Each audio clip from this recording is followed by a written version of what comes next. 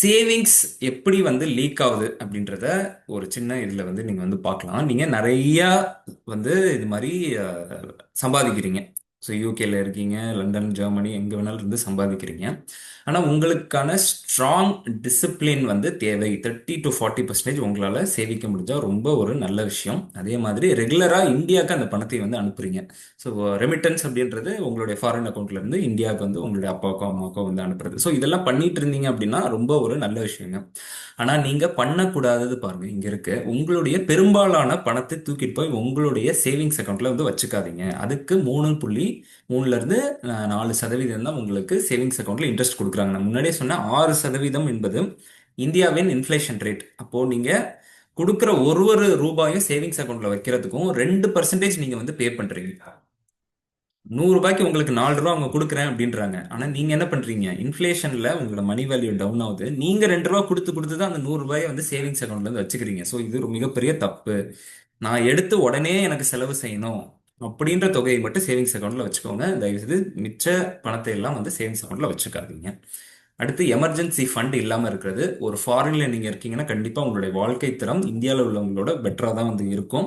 அப்படி வாழ்க்கை தரம் இருக்கிறவங்க திடீர்னு ஏதோ ஒரு பிரச்சனை வருது, திடீர்னு ஒரு கோவிட் மாதிரியான ஏதோ ஒரு பிரச்சனை வருது அப்படின்னா உங்களுடைய எக்ஸ்பென்சஸ் மாதம் எவ்வளோ செலவு பண்ணுறீங்களோ அதுலேருந்து 6-9% கண்டிப்பாக உங்களுடைய ஒரு சேவிங்ஸ் அக்கௌண்ட்லயோ இல்லை லிக்விட் மியூச்சுவல் ஃபண்ட்ஸ்லயோ கண்டிப்பாக இருக்கணும். அந்த எமர்ஜென்சி ஃபண்டை நீங்கள் வச்சுக்கோங்க.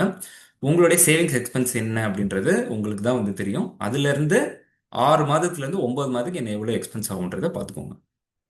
ஸோ கரன்சி டெப்ரிசியேஷன் அப்படின்றது நம்ம ரொம்ப ஒரு பெருசா இதை வந்து நம்ம பார்க்க தேவையில்லை. ஏன்னா நாடினுடைய பொருளாதாரத்தை பொறுத்து கரன்சியோட டெப்ரிசியேஷன் அப்ரிசியேஷன் இருக்கும். அது நம்ம கையில இல்லை. எப்பவுமே இந்த மார்கன் ஹவுசல் வந்து சொல்லுவார் அவருடைய அந்த சைக்காலஜி ஆஃப் மணின்ற புத்தகத்துல, நம்ம கையில என்ன இருக்கோ அதுதான் நம்ம வந்து பார்க்கணும். அட் எண்ட் ஆஃப் த டே நீங்க மார்க்கெட்ஸ் எப்படி அதிகமாகுது கம்மியாகுது அப்படின்றது மார்க்கெட் மூவ்மெண்ட், அது தனி. நம்மளால அதிகமா சேவ் பண்ண முடியுமா? நீங்க இன்வெஸ்ட்மெண்ட்டை விட சேவிங்ஸ்ல நீங்க கான்சென்ட்ரேட் பண்ணுங்க அப்படின்றது. ஸோ இந்த மாதிரியான அந்த கரன்சி மேல போகுது கீழே போகுது அப்படின்ற பட்சத்தில் நாங்க உங்களுக்கு கொடுக்குற அறிவுரை என்னன்னா, நாம கரெக்டாக சேவ் பண்றோமா, நாம கரெக்டான ஃபினான்ஷியல் இன்ஸ்ட்ருமெண்ட்ஸ்ல இன்வெஸ்ட் பண்றோமா அப்படின்றத நீங்க வந்து பார்த்துக்கணும். இது ஒரு கம்பாரிசன் சார்ட். சேவிங்ஸ் அக்கௌண்ட்ல நீங்க வச்சிருக்கீங்க 50 லட்ச ரூபாய அப்படியே சேவிங்ஸ் அக்கௌண்ட்ல வச்சிருக்கீங்க அப்படின்னா உங்களுக்கு கிடைக்கக்கூடிய தொகை பார்த்தீங்கன்னா 70 லட்ச ரூபாய் 10 வருஷம் கழிச்சு. சரியா? அதே பாருங்க, நீங்க ஃபிக்ஸட் டெபாசிட்ல 6% உங்களுக்கு இன்ட்ரெஸ்ட் கிடைக்குது. 50 லட்ச ரூபா வச்சிருக்கீங்க. அவங்களுக்கு எவ்வளவு கிடைக்குது அப்படின்னா 93 லட்ச ரூபா. இதுவே ஒரு நல்ல ஈக்விட்டி மியூச்சுவல் ஃபண்ட்ல நீங்க இன்வெஸ்ட் பண்ணியிருந்தீங்கன்னா 12% கிடைக்குன்ற பட்சத்துல உங்களுக்கு 1,50,00,000 ரூபாய் வரும். இப்ப பாருங்க எவ்வளவு லூஸ் பண்றோம் நம்ம மியூச்சுவல் ஃபண்ட்ல இன்வெஸ்ட் பண்ணாததுனாலனா. இங்க 61 லட்ச ரூபாய் நம்மளுக்கு ஆப்பர்ச்சுனிட்டி லாஸ் ஆகுது. அதே மாதிரி இங்க 84 லட்ச ரூபாய் லாஸ் ஆகுது. நான் ஃபிக்ஸட் டெபாசிட் கூட ஓகே அப்படிமே, ஏன்னா இன்ஃபிளேஷனோட மேட்ச் ஆகி உங்களோட பணம் வந்து மலருது. பட் இந்த சேவிங்ஸ் அக்கௌண்ட்ல உட்கார்றது இஸ் அட்டர் வேஸ்ட். தயவுசெய்து அந்த தவிர நீங்க வந்து பண்ணிடாதீங்க. ஸோ கரன்சி ரிஸ்க்குன்ட்டு இங்கே நம்ம ஒன்று மென்ஷன் பண்ணியிருக்கோம். அதுக்கு என்ன பண்ணலாம் அப்படின்றத ஃபைனலாக நான் வந்து சொல்கிறேன். அதே மாதிரி இன்ஃப்ளேஷன் பார்த்தீங்கன்னா உங்களுக்கு 50 லட்ச ரூபான்றது 10 வருஷம் கழிச்சு 25 லட்ச ரூபா அது மாதிரி ஆயிடும். ஸோ நீங்கள் சேவிங்ஸ் அக்கௌண்ட்லேயும் வைக்கல, கையிலேயே வச்சிருக்கேன், வீட்லேயே வச்சிருக்கேன் அப்படின்னா அது இன்னும் வந்து மோசம். உங்களோட பர்ச்சேசிங் பவரை அது வந்து குறைச்சிரும். அது பண்ணாமல் இருக்கணும்னா நீங்கள் இன்வெஸ்ட் பண்ணணும். சில ஸ்ட்ராட்டஜிஸ் இங்கே வந்து கொடுத்துருக்கோம். சரி சார், நான் வந்து இன்வெஸ்ட் பண்ணணும், நான் என்ன தவறுகள்லாம் நான் வந்து பண்ண முடியாது பண்ணக்கூடாது அப்படின்றதுக்கான லிஸ்ட் இது. எல்லாத்தையும் தூக்கிட்டு போய் எஃப்டியில் வைக்காதீங்க, நிறைய வச்சுக்காதீங்க. அதே மாதிரி ரியல் எஸ்டேட்ன்றது இந்தியர்களுக்கு மண், பொன், இது ரெண்டும் வந்து ஒரு மிகப்பெரிய ஒரு மோகம். ஆண்கள் எல்லாம் போய் ரியல் எஸ்டேட்ல இன்வெஸ்ட் பண்ணுவாங்க, பெண்கள் எல்லாம் போய் தங்கத்தில் இன்வெஸ்ட் பண்ணுவாங்க. ஸோ இது ரெண்டு தான் அதிகபட்சமாக இருக்கு. ரியல் எஸ்டேட் அப்படின்றது நம்மளுக்கு ஒரு வீடு கண்டிப்பாக வேணும், நம்மளுக்கு சில நிலபுலன்கள் கண்டிப்பாக வேணும். பட் ஆனால் 3வது லேண்ட் வாங்குறேன், 4வது லேண்ட் வாங்குறேன், 5வது லேண்ட் வாங்குறேன், 6வது வீடு வாங்குறேன் அப்படின்றது ஏற்புடையது அல்ல. That is not good. That is not a good strategy as well. ஏன்னா நீங்க அதை லிக்விடேட் பண்ணுன்றப்ப ரொம்ப நிறையா மெனக்கட்டுற மாதிரி இருக்கும். அதே மாதிரி நீங்க துபாயில உட்காந்துருப்பீங்க, அவ்வளோ அனுபவிச்சு சூப்பரா ஒரு வீடு வந்து கட்டியிருப்பீங்க. ஆனா அந்த வீட்டில் யார் இப்போ உட்காந்துருக்கா அப்படின்னா இங்க ரெண்ட்ல யாரோ ஒருத்தர் 10,000 20,000 வாடகை உட்காந்துக்கிட்டு அவர் தான் அதை என்ஜாய் பண்ணிட்டு இருப்பாரு. நீங்க அதை என்ஜாய் பண்ணவே வந்து முடியாது. இப்போ எதுக்கு இவ்வளோ கஷ்டப்பட்டு ஒரு வீடு கட்டணும், அதுக்கு நான் வந்து நிறைய வந்து செலவு பண்ணணும், பார்த்து பார்த்து நான் இது பண்ணுவேன், ஆனால் அதை கடைசியில் கொண்டு போய் நான் ஒரு வாடகை தான் விடன்றப்போ அந்த அளவுக்கு நீங்க ரியல் எஸ்டேட்ல இன்வெஸ்ட் பண்ண தேவையில்லை. ரெண்டல் இன்கம் வந்து வருது, பட் ஆனால் அதோட நிறைய ரிட்டர்ன்ஸ் இந்த எஸ்டபிலிட்டி மாதிரியான விஷயங்கள்ல உங்களுக்கு வந்து கிடைக்குது. அதை நீங்க வந்து பாருங்க. மெயின்டெனன்ஸ் அப்படின்றதும் ஒரு ஆளை வச்சு தான் நம்ம வந்து மெயின்டைன் பண்ணணும். இப்போ வீட்டுக்கு ஆள் இல்லைன்னா கூட நீங்கள் ஒரு மெயின்டெனன்ஸ்க்கு ஒரு ஆளை போட்டு அதை நீங்கள் வந்து பார்க்குற மாதிரி தான் இருக்குது. எக்ஸ்ட்ரா செலவு தான். இந்த மாதிரி யூலிப் நிறைய வந்து என்ஆர்ஐஸ் வந்து நீங்கள் வச்சிருப்பீங்க. காலத்துக்கு காலம் இன்வெஸ்ட்மெண்ட் அவென்யூஸ் வந்து மாறுங்க. ஒரு 20 வருஷத்துக்கு முன்னாலே ஸ்டாக்ஸ் இருந்துச்சானா நம்மளுக்கு வந்து தெரியாது. அப்ப யாரு வந்து நல்ல இதுல இருந்தாங்கன்னா, இந்த போஸ்ட் ஆஃபீஸ் ஸ்கீம்ஸும் எல்ஐசியும் வந்து நம்மளுக்கு நிறைய ஸ்கீம்ஸ் கொடுத்தாங்க. ரொம்ப நல்ல விஷயம். அந்த நேரத்துக்கு நம்ம அதை வந்து வாங்கணும். என்டோமெண்ட் ஸ்கீம் பாலிசிஸ் வந்து எல்ஐசியில் வாங்கியிருப்பீங்க. யூலிப் பாலிசிஸ் நீங்கள் வந்து வாங்கியிருப்பீங்க. டூ இன் ஒன் சார், உங்களுக்கு வந்து இன்சூரன்ஸும் கிடைக்குது, அதே நேரத்தில் நீங்கள் மார்க்கெட்லேயே இன்வெஸ்ட் பண்ணுறீங்க. ஸோ நம்பகமான எங்களோட பிராண்டும் வந்து இருக்கு, உங்களுக்கு வந்து கொடுக்குறோம் அப்படின்னு சொல்லியிருப்பாங்க. தப்பில்லை, அந்த காலத்துக்கு அது நல்லது. பட் ஆனால் இந்த காலம் மாறிடுச்சு. ஒரு யூலிப்ல it's one of the highest charges உங்களுக்கு வாங்கக்கூடிய ஒரு ப்ராடக்ட்னா வந்து யூலிப். அதே மாதிரி அதில் ஒரு 5 வருஷம் உங்களுக்கு லாக்இன் வேற வந்து இருக்கு. ஸோ இந்த மாதிரி லாக்இனும் இருக்கு. அதிகமாக உங்களுக்கு வந்து எக்ஸ்பென்சஸும் ரேஷியோவும் வந்து வாங்குறாங்க. அப்படின்ற பட்சத்தில் யூலிப்பை இனிமே இந்த காலத்தில் தவிர்ப்பது நல்லது. அப்படி ஒரு யூலிப் எடுத்துட்டு என்ன சார் பண்றதுன்னா ஒன்றும் பிரச்சனை இல்லை, அதை மெயின்டைன் பண்ணிக்கோங்க. அது வந்து ஒரு வகையான இன்ஸ்ட்ருமெண்ட் தான். It is not a worst instrument, but it is not a great instrument. அதை நீங்கள் வந்து புரிஞ்சுக்கணும். அடுத்து ஃபீமா கம்ப்ளைண்ட்ஸ்ன்றது ஒன்றுங்க. இந்த ஃபாரின் எக்ஸ்சேஞ்ச் இந்த ஆக்ட், மேனேஜ்மெண்ட் ஆக்ட் அப்படின்னு சொல்றாங்க. இந்த மாதிரியான எக்ஸ்சேஞ்ச் வந்து நடக்குது அப்படி இல்லையா, ஒரு தவறான இது வந்து ஆயிடக்கூடாது. அந்நிய செலவாணி வந்து சரியான இடத்துல வந்து போய் சேரணும் அப்படின்றதுக்கான ஒரு விஷயம் தான் ஃபீமா கம்ப்ளைண்ட்ஸ் பத்தி நான் வந்து சொல்றேன். அது ஒன்றும் ரொம்ப ஒரு பெரிய விஷயம் கிடையாது. நல்லபடியா நீங்க பண்ணணும் அப்படின்னா உங்களுக்கான ஒரு அசெட் அலோகேஷன் ஸ்ட்ராட்டஜி இங்க வந்து கொடுத்துருக்கோம். 60% ஈக்விட்டின்னு சொல்லக்கூடிய இந்தியன் ஸ்டாக்ஸ் இல்லைன்னா ஸ்டாக் ரிலேட்டட் மியூச்சுவல் ஃபண்ட்ஸ் அதில் வச்சுக்கோங்க. 30%ன்றது உங்களுக்கு பாண்ட் மார்க்கெட், அப்படி இல்லைன்னா டெட் ரிலேட்டட் மியூச்சுவல் ஃபண்ட்ஸ்ல வச்சுக்கோங்க. 10% கோல்டில் வச்சுக்கோங்க. செல்வா கோல்டு வந்து சக்கபோடு போயிட்டு இருக்கு. 2 வருஷத்துல நீங்க கோல்டு 10% தான் கொடுக்குறீங்க அப்படின்னா கோல்டில் நிறைய டிஸ்அட்வான்டேஜஸ் இருக்கு. நிறைய கோல்டு வாங்கி நம்ம சேர்த்து வச்சுட்டு அதை பயந்துக்கிட்டே வந்து இருக்கணும், இல்லை பேங்க் லாக்கரில் தான் வைக்கணும். அப்படி வச்சுக்கிறது ரொம்ப கஷ்டம். கோல்டுக்கு ஒரு யூட்டிலிட்டி இருக்கு, ஆனால் நீங்கள் அதை திரும்பவும் வாங்க வாங்க போறீங்கன்னா அதுக்கு ஒரு மேக்கிங் சார்ஜஸ் வந்து பயங்கரமாக 15 to 20% அப் ஃப்ரண்ட் நீங்கள் கொடுத்து தான் இது பண்ணணும். விற்கும் போதும் அதுக்கான சில சார்ஜஸ், இந்த வந்து உருக்குற சார்ஜஸ், அதில் வந்து வேஸ்ட் ஆகுறது, அந்த மாதிரியான சில சார்ஜஸும் போட்டு தான் வந்து எடுத்துக்கிறாங்க.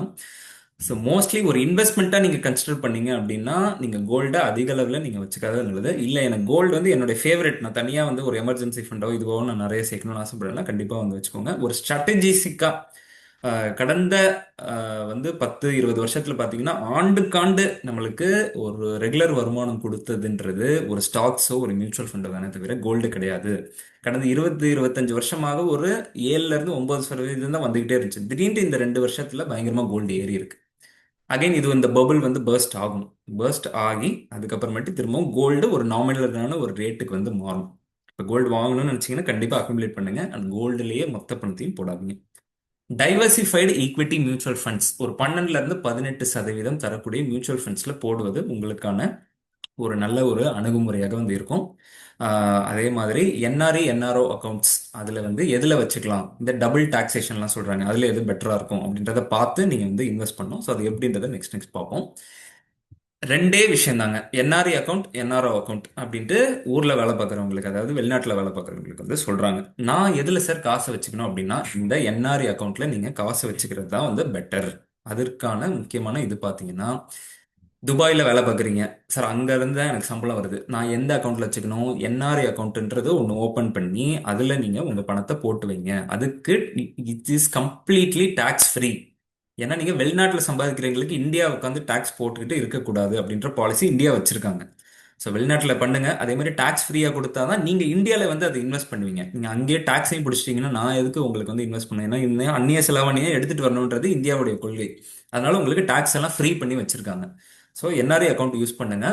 ரீபேட்ரியபிள் அப்படின்றது ஒன்றும் இல்லை. இப்போ நீங்கள் இந்தியாவுக்கு வர்றீங்க, நான் திரும்பவும் வந்து துபாயில் போய் செட்டில் ஆக போகிறேன், அப்போ நான் அந்த என்ஆர்ஐ அக்கௌண்ட்டில் வச்ச கேஷுக்கு ஏதாவது டேக்ஸ் கட்டணுமா?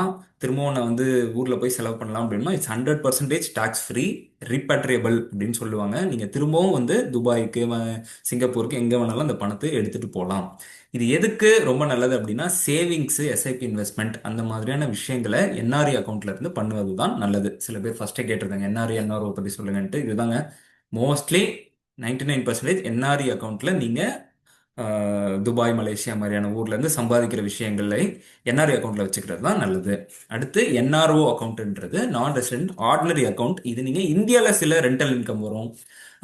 இந்தியாவில் ஏதோ ஒரு ஃபிக்ஸட் டெபாசிட் வச்சிருப்பீங்க, அதுக்கு ஒரு இன்ட்ரெஸ்ட் வந்துகிட்டு இருக்கும்.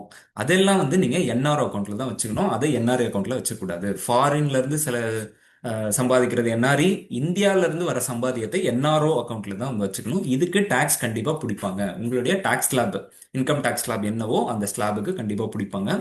சரி சார், இந்த காசை நான் ஊருக்கு எடுத்துட்டு போகலாமா அப்படின்னா, இங்க பாருங்க, US$ 1 மில்லியன் அளவுக்கு நீங்க வந்து எடுத்துட்டு போகலாம். அதுக்கு மேல சில கோடிக்கணக்கான ரூபாய்கள் இருக்கு அப்படின்னா அதுக்கு வரி செலுத்தி தான் எடுத்துட்டு போகணுன்றது இந்தியாவோட சட்டமாக இருக்கு. ஸோ இங்க வாங்க, நீங்க ரெண்ட், இங்க லோக்கல் பேமெண்ட், இது எல்லாத்தையும் நீங்க என்ஆர்ஓ அக்கௌண்ட்ல நீங்க வச்சுக்கலாம். ஸோ அதுக்கடுத்து, ஸோ அக்கௌண்ட்டில் இப்போ பணம்லாம் சேர்த்தாச்சு சார், எனக்கு எந்த டவுட்டும் இல்லை. நான் வந்து இப்போ இன்வெஸ்ட் பண்ணலான்னு இருக்கேன். நான் மாதம் மாதம் நான் எவ்வளோ இன்வெஸ்ட் பண்ணலாம், என்ன மாதிரியான வளர்ச்சியை நான் வந்து எதிர்பார்க்கலாம் அப்படின்றதுக்கான சார்ட் இது.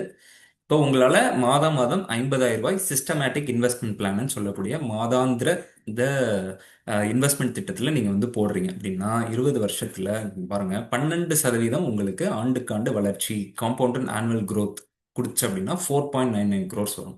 இதுவே 15% கொடுக்கும் பட்சத்தில் 7.57 crores வந்து வரும். ஸோ இந்த ஒரு சார்ட்டை வேணால் நீங்கள் ஒரு ஸ்க்ரீன்ஷாட் எடுத்து வச்சுக்கோங்க. முடிஞ்ச இந்த ப்ரெசன்டேஷனை நான் உங்களுக்கு வந்து கொடுக்குறேன். சரி, ஒரு ஒரு அனுமானம் வேணும் இல்லையா? 50,000 நான் வந்து போடுறேன், எனக்கு என்ன வந்து கிடைக்கிறதுக்கான வாய்ப்புகள் இருக்கு அப்படின்றதுக்கான ஒரு சார்ட் இது. அடுத்து, ஒருத்தரும் ஒரு ஒரு ஏஜ் கேட்டகரியில வந்து இருப்போம். எனக்கு ஒரு பேசிக்கான ஒரு அலோகேஷன் கொடுங்களேன். ஏன்னா டெட் ஃபண்டுன்றீங்க, ஈக்விட்டி ஃபண்டுன்றீங்க, ஹைபிரிட் ஃபண்டுன்றீங்க, ஸ்மால் கேப்ன்றீங்க, லார்ஜ் கேப், மிட் கேப்ன்றீங்க. எனக்கு இதெல்லாம் வந்து புரியல, எனக்கான ஒரு ரேஷியோ கொடுங்க அப்படின்னா உங்களுக்கான ஒரு ஒரு திட்டமிடல், ஒரு பேசிக்கான திட்டமிடலுக்கான ரேஷியோ இங்க இருக்கு. 30% 40% நீங்க ரிஸ்க் எடுக்கக்கூடிய ஒரு வயதுல வந்து இருக்கீங்க. உங்களுக்கு ஒரு 5 வருஷத்துல மார்க்கெட் டவுன் ஆனாலும் அடுத்த 5 வருஷத்துல மார்க்கெட் அப் ஆகுறதுக்கான வாய்ப்பு இருக்கு. ஸோ 30 to 40 வயசுல இருக்கிறவங்க அடுத்த 15 20 வருஷம் இன்வெஸ்ட் பண்றதுக்கான வாய்ப்புகள் இருக்கு. நீங்கெல்லாம் இந்த லார்ஜ் அண்ட் மிட் கேப்னு சொல்லக்கூடிய கொஞ்சம் ரிஸ்க் அதிகமான ஈக்விட்டி ஃபண்ட்ஸ்ல தாராளமா நீங்க முதலீடு செய்யலாம். 20% டெட் ஃபண்ட்ஸ்ல வச்சுக்கலாம், 10% கோல்டோ உள்ள இன்டர்நேஷனல் ஃபண்ட்ஸோ அதில் நீங்கள் வச்சுக்கலாம். வயசு ஆக ஆக இந்த ஈக்விட்டி எக்ஸ்போஷரை நம்ம கொஞ்சம் கம்மி பண்ணிக்கிறது நல்லது. 60% equity, 30% debt, 10% gold. And again, இன்னும் வயசு அதிகமாயிடுச்சு, 50 to 55, I'm going to get retired in around 5 years அப்படின்னு நீங்கள் வந்து சொல்கிறீங்க அப்படின்னா ஈக்விட்டியில் நல்லா எக்ஸ்போஷர் கம்மி பண்ணி 40% குறையில வச்சுக்கிறது நல்லது. மோஸ்ட்லி 50% நம்ம டெட் ஆர் ஹைபிரிட் ஃபண்ட்ஸில் வந்து வச்சுக்கலாம். அதில் வந்து நாமினலாக உங்களுக்கு 7 to 10% கிடைக்கிறதுக்கான வாய்ப்புகள் இருக்கு. 10% லிக்விட் ஃபண்ட்ஸில் வச்சுக்கோங்க. எப்போ வேணாலும் திடீர்னு மருத்துவ செலவுகள் அந்த மாதிரி வைக்கணும்னா லிக்விட் ஃபண்ட்ஸ்ன்றது உடனே சேவிங்ஸ் அக்கௌண்ட் மாதிரி நீங்கள் எடுத்து செலவு பண்ண முடியும். ஸ்டெப் அப், இதுல வந்து ஸ்டெப் அப்னு ஒரு இது இருக்குங்க. நான் 40 50 வயசுல தான் செல்வா நான் ஆரம்பிக்கிறேன், என்னால வந்து இவ்வளோ இன்வெஸ்ட்மெண்ட் வந்து பண்ண முடியாது, எஸ்ஐபி என்னால வந்து போட முடியாது அப்படின்னா ஆண்டுக்காண்டு நம்மளுடைய சம்பளம் அதிகரிக்கும். அப்ப நம்ம ஸ்டெப் அப் அப்படின்ற ஒரு விஷயத்த பண்ணலாம். 50,000 நீங்க ஸ்டார்ட் பண்ணீங்கன்னா 4.99 crores கிடைக்குது உங்களுக்கு 20 வருஷம் கழிச்சு. இதுவே 50,000 பிளஸ் 10% ஆனுவலி, இந்த வருஷம் 50,000, அடுத்த வருஷம் 55,000, அடுத்த வருஷம் 57,500, இந்த மாதிரி உங்களால் அதிகப்படுத்த முடிஞ்சு அப்படின்னா யூ வில் கெட் 9.32 crores. இது நீங்கள் SWP calculator, step up calculator அப்படின்னு ஒன்று இருக்கும், நீங்கள் ஆன்லைனில் போய் தேடி கூட நீங்கள் பார்க்கலாம். சரி சார், அக்யூமுலேட் பண்ணிட்டேன், அக்யூமுலேட் பண்ணதுலேருந்து எப்படி, அதுலேருந்து நான் எப்படி பிளான் பண்ணணும், இந்த 55 வயசுக்கு மேலே நான் எப்படி நான் பிளான் பண்ணலாம் அப்படின்றத நீங்கள் இங்கே பார்க்கலாம். 50% நான் சொன்ன மாதிரி டெட்ல மூவ் பண்ணிக்கிறது நல்லது. பிகாஸ் 50 வயசுல downside protection is much more important then getting better returns. ரிட்டர்ன்ஸை நோக்கி நீங்க வந்து ஓடக்கூடாது. இது வந்து நீங்க ஸ்ப்ரிண்ட் ஓட வேண்டிய வயசு கிடையாது. நீங்க வந்து இப்போ மேரத்தான் ஓட வேண்டிய வயசு, பொறுமையாக தான் வந்து ஓடணும்.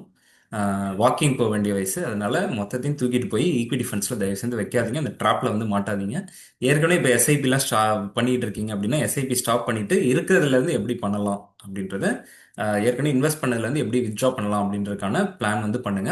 பட் என்னால் எஸ்ஐபி பண்ண முடியும், கண்டிப்பாக எனக்கு வந்து நிறையா ஈக்விட்டிலேயே, ஐ மீன் என்னோட இன்வெஸ்ட்மெண்ட்ஸ் நிறையா நான் ஏற்கனவே வச்சிருக்கேன், கார்பஸ் அக்குமுலேட் பண்ணிட்டேன், பட் ஸ்டில் என்னால் எஸ்ஐபி பண்ண முடியுன்றவங்க அவங்க நீங்கள் வந்து பண்ணலாம். எஸ்ஐபி எஸ்ஐபி நான் பண்ணியே ஆகணுன்ற ஒரு மென்டல் பேர்டனை நம்ம எடுத்துக்க கூடாது அப்படின்றதுக்காண்டி தான் எஸ்ஐபிஸை ஸ்டாப் பண்ணுங்க அப்படின்றோம். பட் என்னால் பண்ண முடியுன்றவங்க தயவுசெய்து நீங்கள் கண்டினியூ பண்ணலாம்.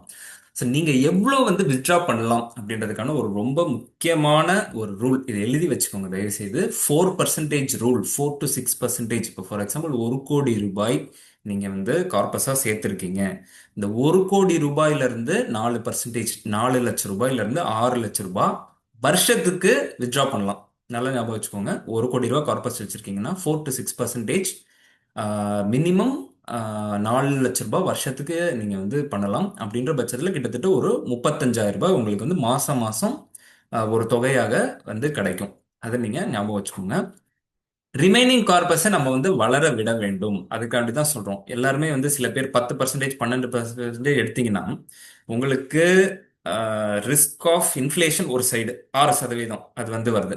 இன்னொன்று பார்த்தீங்கன்னா உங்களுக்கு 12% தான் இந்தியன் மார்க்கெட்டில் உங்களுக்கு ஈக்விட்டி மார்க்கெட்டில் கிடைக்கிறதுக்கான வாய்ப்பு இருக்குது அப்படின்ட்டு சொல்கிறோம். ஸோ இது ரெண்டும் சேரும் போது நீங்களே ஒரு 10%, 12% வந்து இதுலேருந்து எடுத்துட்டீங்கன்னா உங்களுடைய பணம் 5 to 6 வருஷத்துக்குள்ள மொத்தமாக காலி ஆகிடும். ஸோ அப்படி நீங்கள் பண்ணக்கூடாது. 4% ரூலில் உங்களுக்கு 12% ரிட்டர்ன்ஸ் கிடைச்சதுன்னு வச்சுக்கோங்களேன், உங்களோட பணம் வந்து கண்டிப்பாக குறையவே குறையாது. இது ஞாபகம் வச்சுக்கோங்க. அதுக்கான எஸ்டபிள்யூபி கால்குலேட்டர் நான் லாஸ்ட்ல வந்து காட்டுறேன். சாம்பிள் இங்கே கொடுத்துருக்காங்க. 3 crore கார்பஸ் பில்ட் பண்ணிட்டீங்கன்னா 5% வித்ட்ராவல் ரேட்டில் உங்களுக்கு 1.25 lakhs per month நீங்கள் தாராளமாக நீங்கள் வந்து எடுக்க முடியும். So always aim high. உங்களால் வந்து 5 crores-லேருந்து 10 crores வந்து இன்வெஸ்ட் பண்ணி சேவ் பண்ண முடியுமா அப்படின்றத நீங்கள் வந்து பாருங்கள். So it will be really useful to maintain your life style. லாபம் ஆம்பி பதிவு பெற்ற மியூச்சுவல் ஃபண்ட் விநியோக நிறுவனமாகும். ARN எண் 310095. மியூச்சுவல் ஃபண்ட் முதலீடுகள் சந்தை அபாயங்களுக்கு உட்பட்டவை. திட்டம் தொடர்பான அனைத்து ஆவணங்களையும் கவனமாக வாசிக்கவும்.